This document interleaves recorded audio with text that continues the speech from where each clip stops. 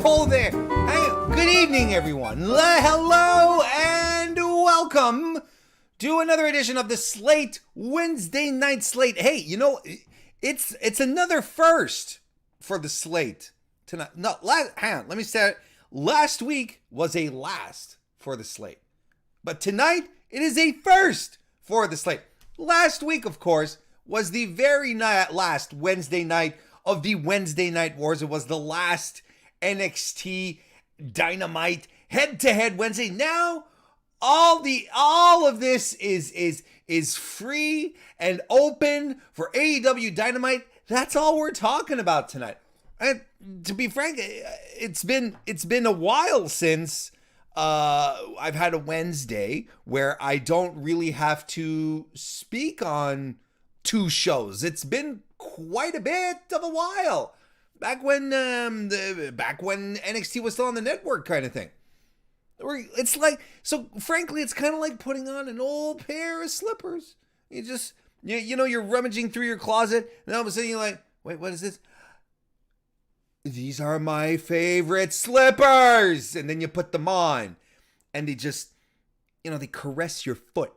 They just wrap your foot into a warm swaddle, like a delicious burrito, a delicious foot burrito. Those kind, and then you just touch it, and it's kind of like not squishy, but soft, delicate. And you're like, I never want to take my foot out of this burrito ever again. That's how I feel tonight. With just Dynamite to cover. It's good. I mean, it's a new era, new stuff. We get to talk about is Dynamite. So it's good stuff. I'm really happy you guys are here. Thank you very much for being here tonight on another Wednesday. We've got because we have live people, because it's a live show. So you want live people. You don't want the opposite, robot people. It's like, what the hell are these robot people doing?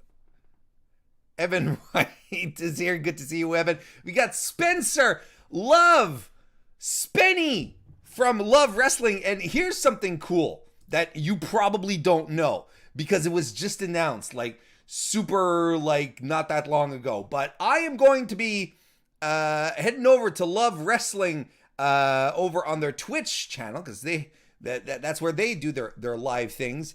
twitchtv.com, Love Wrestling CA is what you want. I'm going to be joining Spencer in his on his new show called The Mind Behind, where basically I'm going to be on and we're going to be talking about wrestling and content creation and asking questions and stuff like that. And it's cool because look, I follow up on Alicia Atut and Gary Cassidy, and then just you got Alicia, you got Gary, then you got MrWarrenHayes. So I mean, thank you, Spenny, for taking for taking a chance in regards to viewership plummeting. That's a treat. It'll be a lot of fun. It'll really be fun. It'll be that's it. It's next Tuesday. So subscribe. Go to twitch.tv. No, well, you can subscribe if you want to follow. Just as long as you get the notification, right? The Mind Behind. That's next Tuesday. twitch.tv/Love Wrestling CA. The CA stands for Canoodles Aplenty. We also got Connor McCabe. How are you doing? Welcome to the chat. Imran Abbasi. How you doing, Imran? Robert Sterling is here as well. Good to see you. Fifth generation. Carney Joseph with it. Hello. We also have DGMC who's here too. It's good stuff. Good stuff. I'm really excited. I'm excited that all of you are here. I'm excited to talk about Dynamite. I'm also excited to invite you to the MrWarrenHayes Discord. The link is in the description. We got some new people that came in this weekend. They were looking for a Fiend support group after WrestleMania. We were happy to oblige. I'll be talking about WrestleMania tomorrow on the Mr. Warren Hayes Show, 9 p.m. Eastern, recording the podcast live over on youtube.com/MrWarrenHayes. Hope everyone's having a good Wednesday. It's likely going to get better. Let's start talking about it. Let's start talking about AEW. I think the big thing tonight, well, okay, depending on who you're talking to. I think there are two schools of thought here. And there's one where I'm sitting around here saying, oh, the big thing, but technically there's two big things. And I think whatever you consider to be the big thing entirely depends on your perception of the product, how you feel about it. Of course, right? But we're going to talk about them straight off the bat. First and foremost, Dax Harwood and Chris Jericho are going to be going one-on-one. So Chris Jericho will be accompanied to the ring by Sammy Guevara. Dax Harwood is going to be accompanied to the ring by Cash Wheeler, and this is significant because all other members of the Pinnacle and the Inner Circle are going to be banned from ringside.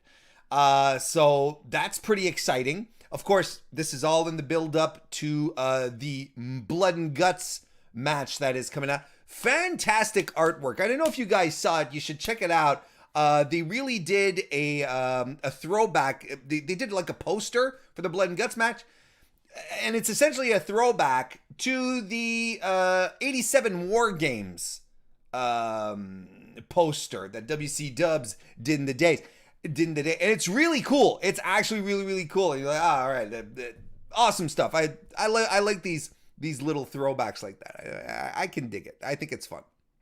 So we've got this big thing happening tonight. And why is it a big thing? Chris Jericho versus a tag team guy. Why is this a big thing? Well, I'm glad you asked. Iron Mike Tesson is going to be the special guest ring enforcer, which I'm still not sure what they do. Like, it's never really been clear to me. You know, Edge was a ring enforcer not that long ago on the Fast Lane to WrestleMania pay-per-view. You know, you heard they're changing the name, right? From Backlash. They call it WrestleMania Backlash. You know, so I was thinking, you know, maybe they literally should change the name to Fast Lane to WrestleMania. That should be the name of the pay-per-view. So you'd have Fast Lane to WrestleMania, and WrestleMania Backlash. Now, that's how you get your brand over, folks. That's quite... See, I steered off that one. Anyway, so yes, Mike Tyson, special guest ringside enforcer.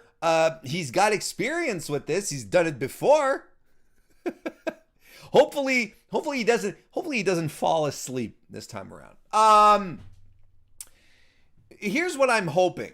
This is legitimately what I'm hoping. I'm hoping that the Pinnacle are able to score a dastardly victory in some fashion or another. I really hope they do that, because I think it's too soon for the Inner Circle to get their heat back. And I don't even think they're losing all that. I don't think they're even losing all that much heat in and about itself.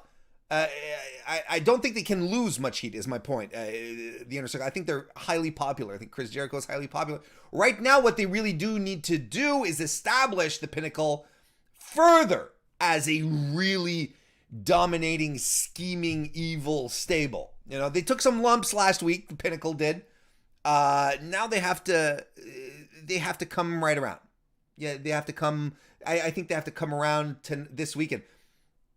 Have Dax find a way to defeat Chris Jericho, and I say find a way legitimately, because I say it often, and I'll say it again, and it applies here. The opposite psychology applies as well. I don't see how two singles guys in a tag team can defeat a seasoned tag team. That, to me, that's always one of the biggest mysteries of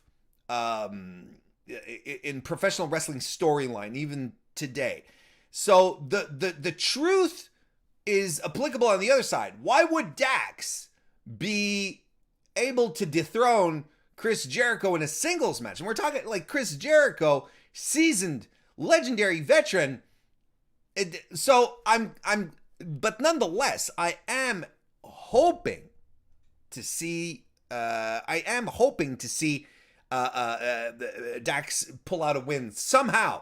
That's the thing. It's like it can't be like an easy 1, 2, 3 pins the wins kind of thing. It has to be a hard fought battle. Yeah, of course, always in my opinion. And isn't that the opinion that counts? Not unless you make tweets in 2020 saying that AEW passed Marty Scurll in favor of Dr. Luther. And then you look back on it like a year and so later, and you're like, ooh, this tweet didn't age well. I actually tweeted that out, and it fell into. I stumbled across it today, and I was like, wow, that's a take that didn't age well. And it was a joke tweet to begin with, because it wasn't AEW passing up Marty Scurll for Dr. Luther. That wasn't, that was, the joke was that it was so outlandish that they do that you sort of pointed out. But ultimately, when you look back in retrospect, 2020, you're like, AEW dodged one that time. Good call, heading in with Dr. Luther. Lower mid-carder extraordinaire, and I don't mean that in a derogatory fashion. I think, for all the jokes and the memes that I partook in, and still do on occasion, he's a swell guy, and here's a guy who completely understands his position in the company and what he's willing to do, and I kind of think he's going above and beyond what's expected of him. To be perfectly honest, I think it's great. It's good stuff. So that'll teach me to tweet.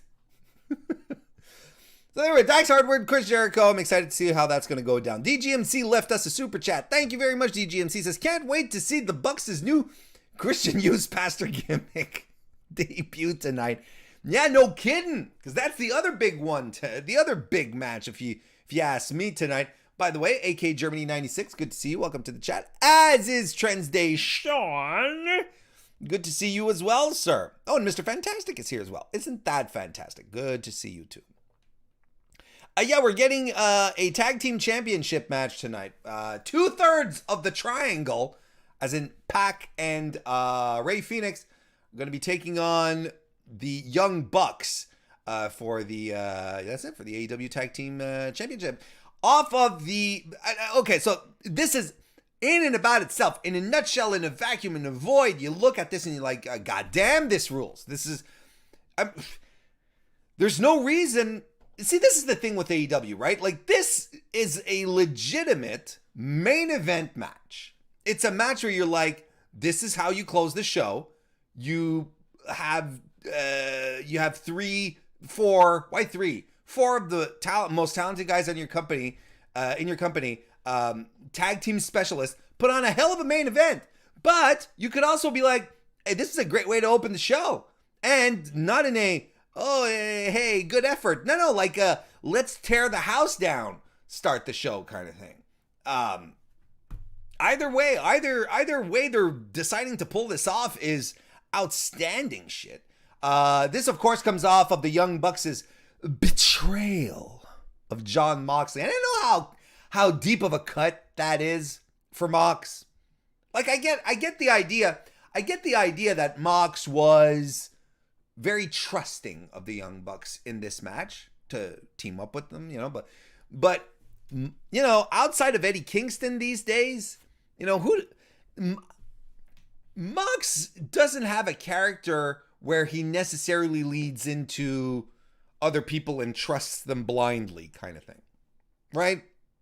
It's more of an earned thing. So, he teamed up with the Bucks. It felt more like we all hate Kenny Omega at this point. And the Bucks are like, well, we don't hate him. He gets on our nerves, John. Well, I hate him. Let's all fight him. You guys hate the Good Brothers, though. Oh, yeah, we hate the Good Brothers. All right, so let's all do this schmoz together.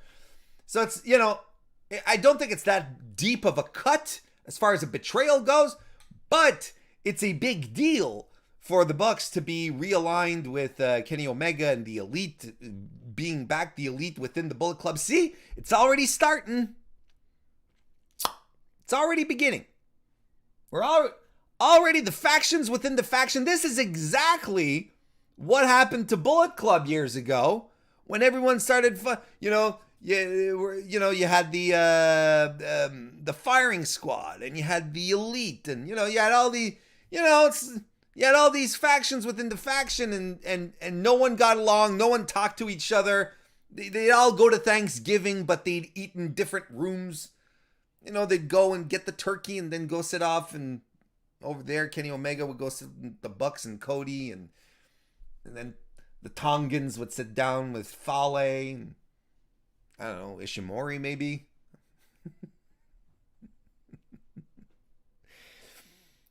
Look, this is going to be a good match. This is going to be a great match. Frankly, any week we get to see Pac wrestle. Any week we get to see Pac wrestle, I think is a good week. Now, the question is, still that forbidden door is still conceivably open right now, right? It's still conceivably open. I don't know why I squinted. I don't know why I felt the need to go. It's conceivably open. So of course the questions are, well, is Mox going to get some help? And he's going to get some help from the outside. Because, a certain Tama Tonga has not been very keen on John Moxley's, not John Moxley's, but on, the Bullet Club references and shenanigans over here in AEW, voicing his displeasure, and last week it was indicated that, he had tweeted out, hey, Mox, you need any help kind of thing. There's the Road to Dontaku shows that are happening, that are setting up over in New Japan Professional Wrestling, but there's no sign of Jay White. There's no sign of the GOD. Yeah, exactly. Yeah, the chat proves to me that I'm not liars. I'm not liars, man. But are they in the United States? Quite possibly.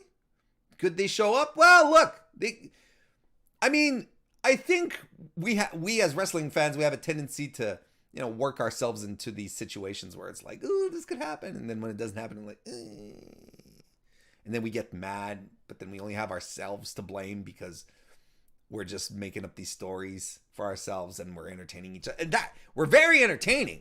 We're super entertaining people. Don't get me wrong, But, look, if the rest of Real Bullet Club showed up to take out Bullet Club America, I'd pop huge. You kidding me? That'd be wild. The question that I have, and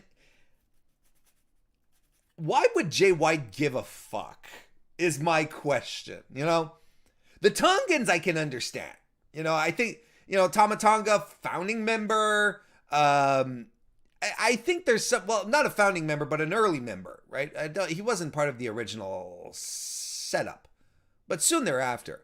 And he was like, and to me it makes sense that Tama Tonga would take offense to this, but Jay White, I don't know why he'd care. Like, he's supposed to be the leader of Bullet Club, but you don't see him coming out and giving these rousing speeches to the rest of the team and trying to pull everyone together. Like, that's not what he does. I don't know. Maybe.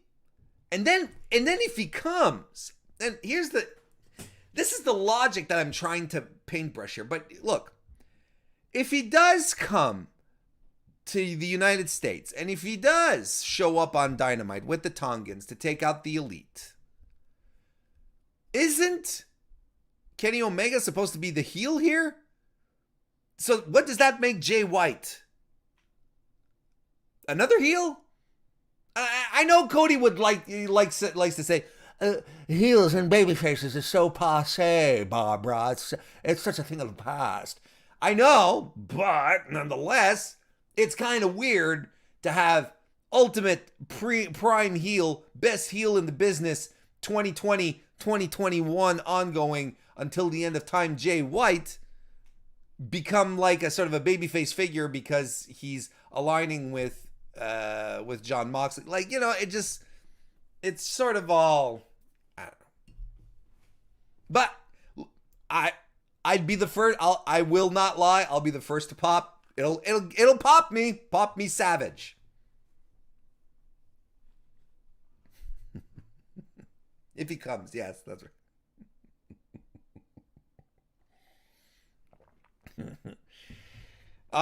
Listen, I can pull all sorts of faces. Don't ask me to do them on command. I'm not like a trained monkey, though. I can't do them like on command. I have to get some form of inspiration. I have to get into a groove kind of thing. We're getting 2. Count them. 2. 1, 2. Are we just getting 1? We're getting 2 women's matches tonight on AEW Dynamite. Red Velvet and Jade Cargill 1-on-1. This is one that's been a while in the making. Yes, we had the tag team match. Now we're moving in. Red Velvet and Jade Cargill. Again, this is another fantastic opportunity for Jade Cargill to show what she can do. Because that's it. Here's the thing. I am completely 100% a Red Velvet guy. I think she has tremendous upside. I really do. Jade Cargill looks like a star, acts like a star, talks like a star, but I haven't seen anything that convinces me that she's special in the ring. She looks good, and Red Velvet is going to do her best to make Cargill's power offense work for sure. And I'm definitely not saying that Jade Cargill can't go. I just don't know yet. I honestly don't know. I think it's still early to say, but this is going to be a good measuring stick tonight, I would hope. Unless they just have her do 3 power spots, and then I'm like, well, I kind of want to see what she's capable of. I'm excited. So I'm still excited for this, but Red Velvet, man, I mean, she's going to lose, which is unfortunate because I think Red Velvet has everything. She has the tools to make it. I really do. And Chris Statlander making her return, her in-ring return after accelerating that injury. Maybe she does have alien DNA. Like, she should have been, she was supposed to be out for like a full cycle, a full year, something like that, and she's back sooner than expected. Hopefully it's not being rushed, if you know what I mean. But I mean, I'm excited to see Buttlander be back in the ring tonight. I really am. And I've said this on the show last week, and I really want to underscore this. I love that they're continuing this dynamic that they developed between AEW, between Orange Cassidy and her through BTE. Now she's like a part of the Best Friends extended stable. And I keep saying, add more women to stables. I don't know why Team Taz doesn't have even 2 women in his stable. I think he should get, a lot of people in the Discord, and I agree with this, talk about Layla Hirsch. I think that's a great addition. Add Thunder Rosa, add the shooters to Taz's group. The badasses. That's what Team Taz is about. Throw both of them in there. I'm super excited for it. Anyway, Statlander's taking on Amber Nova.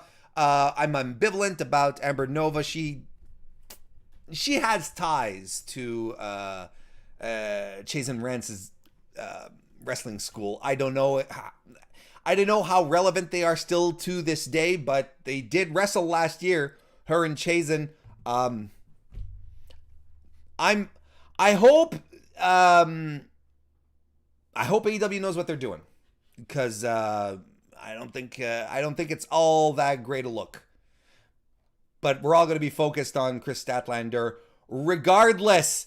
The TNT Championship is going to be all on the line in a Falls Count Anywhere match. Now, this one could also kick off the show. Darby Allin versus Matthew Hardy. No reason why this shouldn't be. There's no reason why this shouldn't be great. There's no reason why this shouldn't be great. Darby Allin is just going to see. The thing here is that Matt Hardy will be able to just do whatever the fuck he wants to Darby Allin. Darby Allin's going to be like, yeah, let's do it, man. Just throw me around.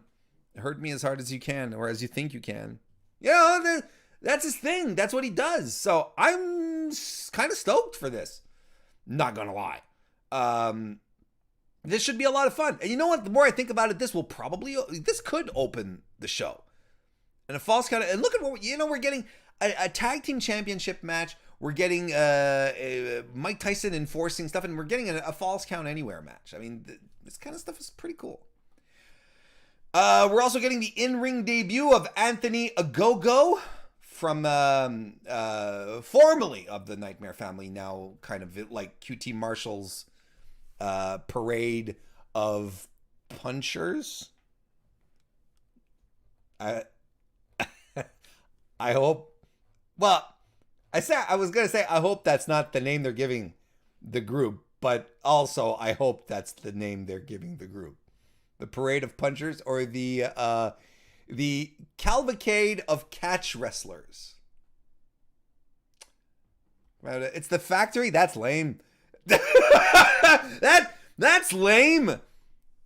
You should have called it the Association of Ass Kickers, or how about the Cloverleaf Collective. As in, the wrestling move, not like they're Irish. Maybe that wasn't such a good one. How about the Figure 4 Fanatics? I don't know what I'm talking about anymore. So QT, Anthony Ogogo, clearly Ogogo is going to get a squishy squash match tonight. So the cool thing about QT's group here is that he's it's a great opportunity to elevate a bunch of guys, right? That I think it's another great opportunity to elevate a bunch of guys. And you can crap on AEW for a bunch of reasons. Oh, they have too much talent, and I don't crap on them for it, but I am one of some voices who does chime in and say, you know what, they really have a lot of people. Sure, they have the YouTube shows, to pad it out, have them wrestle. That's all cool, but they do take the opportunity, and they have been pushing a lot of people and putting them on TV, and I think that's great. Last week, I think it was Lucha Blog that had tweeted out, just as a joke, that 78 people had been on AEW Dynamite, had been on TV, not necessarily featured, not necessarily in a match, but like their face had showed up on television. So if it had been in a segment real fast, he added those on, so on and so forth. But I kind of like, I like the idea that you see all these faces. Everyone sort of pops in, you just see them, even if it's temporary. Sometimes I feel wrestling fans think other wrestling fans are morons because a lot of arguments is like, well, if you just see Ethan Page for like 10 seconds on a show, no one's going to know who he is and no one's going to remember. And it's like, that's how you create anticipation. That's how you create questions like, oh, wait, who's that guy? And then eventually you will see him. That's how you build people. It's like as if they're on TV, they have to have this huge, big storyline out the get-go. And if they don't, they're messing them up. It's too many people. It's like, it can get confusing. Oh yeah, the concept of wrestling stables that's high IQ, highbrow stuff. Like, I hope only people with bachelor's degrees can definitely piece together all of this, all of these stables on AEW. Hey everyone, we are going to wrap this one up tonight. AEW Dynamite, going to start in about 16 seconds. Hope you guys have a great evening. Remember to come to the Mr. Warren Hayes Show proper tomorrow evening, 9 p.m. Eastern. I'm going to be talking a lot about WWE tomorrow, and some Dynamite too, but oh boy, WWE, they're grinding my gears, boys. Take it easy, everyone. Thanks for coming. See you tomorrow.